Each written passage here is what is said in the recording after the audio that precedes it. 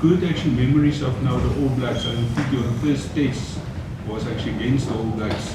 Can you maybe say what did that first test mean for you, and what will it mean for you to in the next weeks if you get now actually?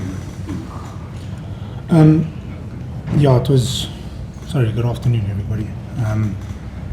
Yeah, I think as a little boy you always dream or hope to hopefully represent your country one day, and at that stage representing your country against back then the best team in the world, getting to experience that, experiencing it in Super Rugby but at an international level is a whole nother level. And if I'm selected for this weekend, then obviously I'll try and grab the opportunity with both hands and give everything that I can, not just for myself and my family but for the country as well.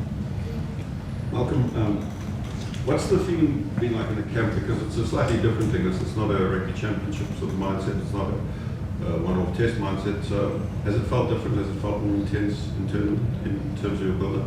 I wouldn't say more intense, but we've always said it. We treat each test match the same.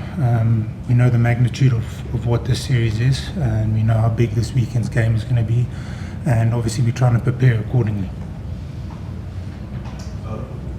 Malcom, Rossi yesterday spoke a lot about the All Blacks and what he expects from them going to the breakdown, mentioning how brutal David Brady has been in terms of his tactic of what happens in the breakdown.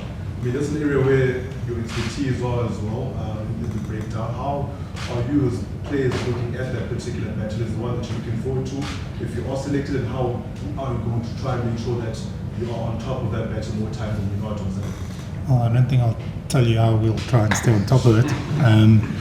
But yeah, we're working really hard at it. We're obviously doing a lot of analysis and seeing where we can be better from previous games, and obviously seeing the threats that they bring in that aspect of the game. So working really hard at the things that we need to improve on, and obviously bearing in mind the small things that they do around the breakdown. Obviously looking at this opportunity for us as well. But yeah, we've worked really hard at it the past week and last week. So yeah, we'll see how the weekend goes if I'm selected. Sorry, thank you, Malcom. Just thinking about out loud now. I'm thinking now why the world's best player and world best player would not be selected against New Zealand. But that's not my question.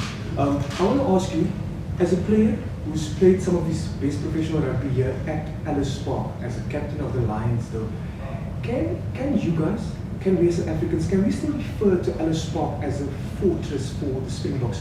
Because in recent years, Australia came here and they managed to unsettle you guys here.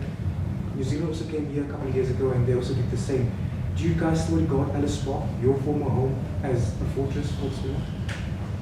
I wouldn't just say the one stadium, to be honest. I think the whole of South Africa is our fortress, to be honest. It doesn't matter where we play, who we're playing against. Like I said before, we prepare the best that we can. And we know we're not just representing ourselves and our families. We've got 65 million people that we're trying to represent, and represent them the best that we can on the day. Vloggers off. Next question. It's a follow-up question.